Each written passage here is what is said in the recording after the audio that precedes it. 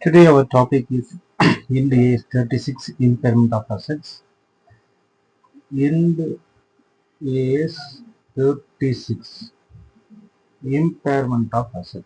Impairment of asset. Sir அப்போ இம்பேர்மெண்ட்னா என்ன? அதாவது மதிப்பிழப்புன்னு சொல்லுவாங்க தமிழ்ல. மதிப்பிழப்பு. அதாவது இந்த இடத்துல இண்ட் AS 36 என்ன சொல்றேன்னா, ஒரு அசட்டோட வேல்யூ வந்து என்ன ஆகும், ரெடியூஸ் ஆகுதுன்னு அர்த்தம். என்னங்க, ரெடியூஸ் ஆகுது. Value reduce of one asset. இதுதான் வந்து impairment. Impairment of assets is very important. First எந்த அசட் வந்து இம்பேர்மெண்ட் ஆகுதுன்னா ஃபர்ஸ்ட் நம்ம என்ன சொன்னா ஐடென்டிஃபை பண்ணணும். Identify if any assets is to be impaired. அடுத்து வந்து recoverable of measurement of recoverable recognise the measurement of impairment loss. சரி சார், இப்போ நம்ம ஒரு பேலன்ஸ் ஷீட் எடுத்துக்கிறீங்க. இதை ஃபர்ஸ்ட் பேசிக் கான்செப்ட் ஈஸியாக புரிஞ்சுக்கலாம். You see the balance sheet. Balance sheet as on 31st 3/2024. அதில் ஃபிக்ஸட் அசெட்னு இருக்கும். அதில் பார்த்தீங்கன்னா மெஷினோட வேல்யூ ஒரு 5 lakh கொடுத்துருக்குறோம். பேலன்ஸ் ஷீட்டில் 31st March 2024 ஃபிக்ஸட் அசெட்டில் மெஷினரி வேல்யூ 5 lakh அப்படின்றது வந்து 31st 3/2024 வேல்யூ. இந்த அசெட் இம்பேர்டா இல்லையா அப்படின்னு நம்ம செக் பண்ணணும் இல்லைங்களா? அப்ப இந்த மெஷினோட லைஃப் எவ்வளவு வருஷம் பார்த்தீங்கன்னா, remaining life is 5 years. 5 years life இருக்குது. அதாவது 31/3/2024 வந்து இதுக்கு மேல எத்தனை வருஷம் இருக்குது? 5 years லைஃப் அதுக்கு இருக்குது. இந்த மெஷின் வந்து ஃபியூச்சர்ல எவ்வளவு கேஷ் ஜென்ரேட் பண்ணும், அதாவது ஃபியூச்சர் கேஷ் இன்ஃப்ளோ எவ்வளவு ஜென்ரேட் பண்ணும் அப்படின்றத அந்த கேள்வி, அடுத்த கேள்வி. இதெல்லாம் சொன்னதுக்கு அப்புறம் உங்களுக்கு நான் புரிய வைக்கிறேன் இந்த இம்பேர்மெண்ட் ஆஃப் அசெட்ஸ்னா என்ன அப்படின்னு சொல்லிட்டு. For example, first year, second year, 3 year, 4th year, 5th year. ஏன்னா 5 வருஷம் இது இருக்க போகுது இல்லையா? Machine remaining life is 5 years. So the 5 years this machine can give as cash inflow, that expected cash inflow of 5 years. Say for example 10 lakh, 15 lakh, 10 lakh, 15 lakh or 20 lakh. இது வந்து ஒரு approximate தான் நான் சொல்லுவேன். First வருஷம் 10 லட்ச ரூபா ஒரு இன்ஃப்ளோ கொடுக்குது, செகண்ட் வருஷம் 15 லட்ச ரூபா, third year 10 lakhs, fourth year 15 lakhs and fifth year 20 lakhs. சரி, அது டிஸ்கவுண்டிங் ஃப்ளோ, அதாவது டிஸ்கவுண்டிங் கேஷ் ஃப்ளோ 10%. மார்க்கெட்ல டிஸ்கவுண்டிங் கேஷ் ஃப்ளோ 10% சொல்லலாம். அப்பதான் ஃபியூச்சர் கேஷ் ஃப்ளோ கண்டுபிடிக்கணும். அதோட வட்டி விகிதம் வேணும்ல. வட்டி விகிதம் வந்து 10% அப்படின்னா நமக்கு எவ்வளவு கிடைக்குது அப்படின்னா, டிஸ்கவுண்டிங் கேஷ் ஃப்ளோ எது போடுவீங்க எப்பயுமே 10%னா 1/1.1 எப்படி போடுவீங்க? 1 + 10% + 1 + 1 10% 2.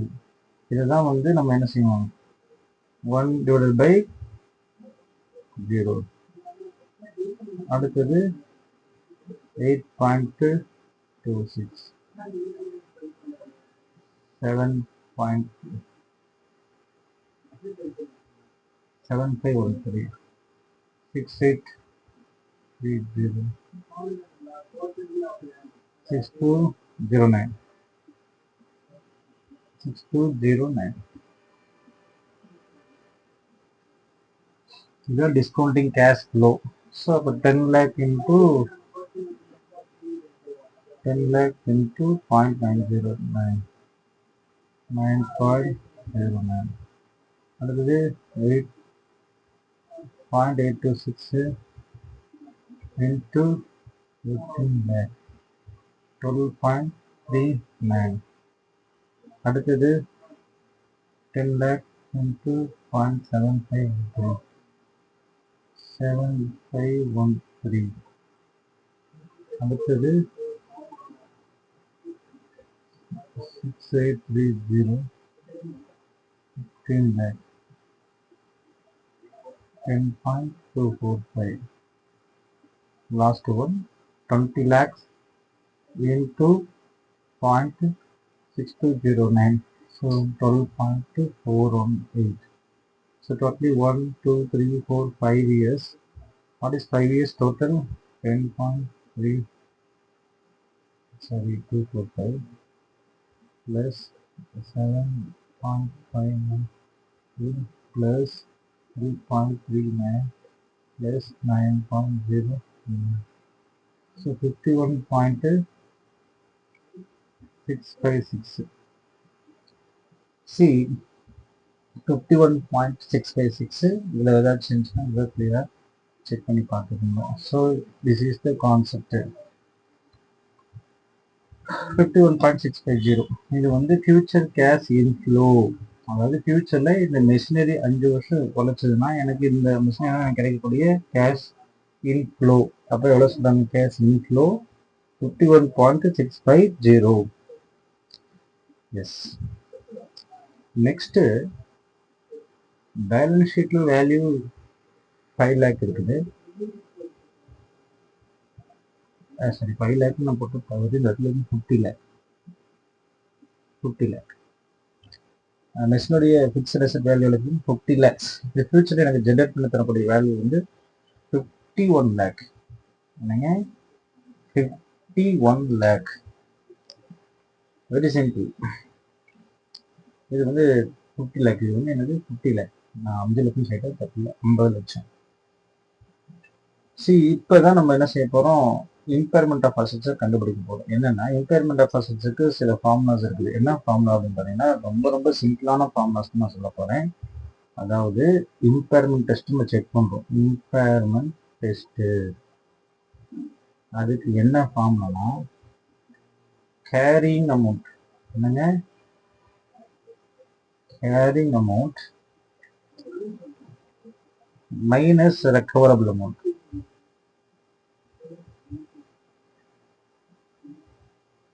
Carrying amount minus recoverable amount.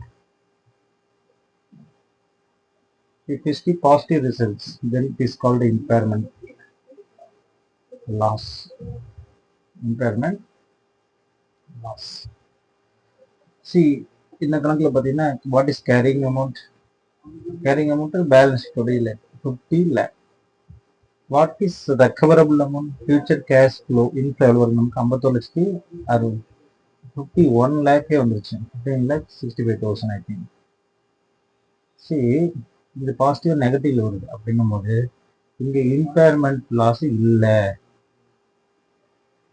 எப்ப இம்பேர்மெண்ட் லாஸ் வரும் அப்படின்னா கேரிங் அமௌண்ட்ல இருந்து ரெக்கவரபிள் ரொம்ப குறைவா இருக்கு. ஃபார் எக்ஸாம்பிள் இங்க வந்து நம்ம வேல்யூ இந்த ஃபியூச்சர் இன்ஃபோ வந்து நமக்கு ஒரு 46 lakhs கிடைச்சிருச்சு.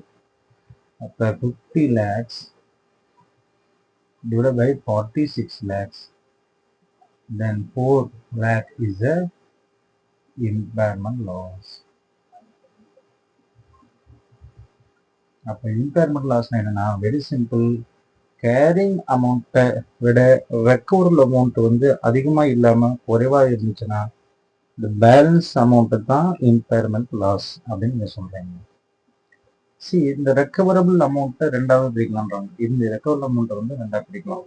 என்ன அப்படின்னு பார்த்தீங்கன்னா whichever is higher, value in use or fair value less cost to sell.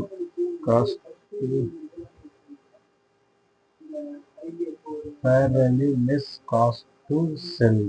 FLCPS value in use. இது ரெண்டு பார்க்கும்போது whichever is higher.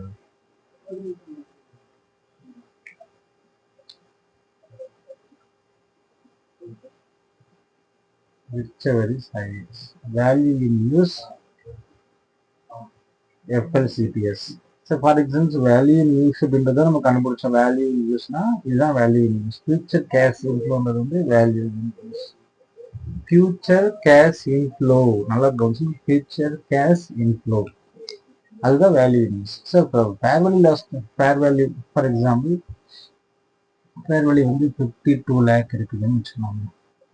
1 லட்ச ரூபா காஸ்ட் செல், இந்த காஸ்ட் செல் வந்து 1 லட்சம். அப்போ அது ஃபேர் வேல்யூ, இப்போ ஃபேர் வேல்யூ லெஸ் காஸ்ட் செல் வந்து 51 லேக்ஸ். பட் வேல்யூ யூஸ் நம்ம கண்டுபிடிச்சதே இல்லைங்க. இங்கே 51,65,000. I think 51,65,000. So what is difference? Whichever is higher. அப்போ விச்செவர் இஸ் ஹையர்னா ஃபேர் வேல்யூ இன் யூஸ் அப்படின்றதான் வந்து ரெக்கவரபிள் அமௌண்ட்டாக எடுக்கும். ஸோ அப்போ கேரிங் அமௌண்ட்லேருந்து ரெக்கவரபிள் கழிக்கும் போது அது பாசிட்டிவாக வந்துச்சுன்னா அது இம்பேர்மெண்ட் லாஸு, நெகட்டிவாக வந்துச்சுன்னா அதை எடுத்துக்கொள்ள முடியாது. ஸோ நம்ம இந்த கணக்கில் பார்க்கும்போது 51,65,000 வந்துருச்சு. ஸோ அதில் இம்பேர்மெண்ட் லாஸ் கிடையாது. ஒருவேளை 46 லேக்ஸ் வந்துருச்சுன்னா கண்டிப்பாக இது என்னங்க இம்பேர்மெண்ட் லாஸ். அப்போ இம்பேர்மெண்ட் லாஸ் என்ன? பத மதிப்பிழப்பு. நம்மளுடைய வேல்யூ, ரிட்டர்ன் வேல்யூ வந்து அதை விட ஃபேர் வேல்யூ, அதாவது வேல்யூ இன் யூஸ், இந்த ரெக்கவரபிள் அமௌண்ட் வந்து ரொம்ப குறைவாக இருந்துச்சுன்னா நமக்கு வந்து இம்பேர்மெண்ட் லாஸ் அப்படின்ட்டு இண்டிகேட் பண்ணுவோம். அதான் இந்த கான்செப்ட். இது வந்து அடுத்தது வந்து ஒன்று டெவலப் பண்ணி நான் காமிக்கிறேன். ஸோ பேசிக் கான்செப்ட் இதுதான். Very simple.